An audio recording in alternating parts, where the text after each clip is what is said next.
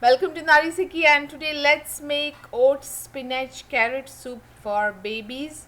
It's very healthy and of course easy to make. So here I have some water for boiling. Take about 1 cup of water, and I have taken 2 tablespoons of oats, and we are going to add spinach. Make sure you wash spinach and carrots very nicely and add it to the oat.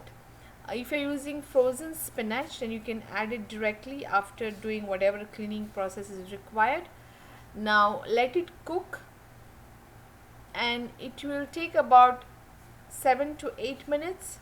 But since it's baby food, I would make sure that it's cooked properly, so that carrots are cooked, because oats doesn't take much time to cook. But I'll check the carrots and the oats if they are soft.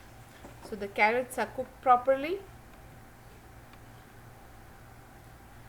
So now this is ready.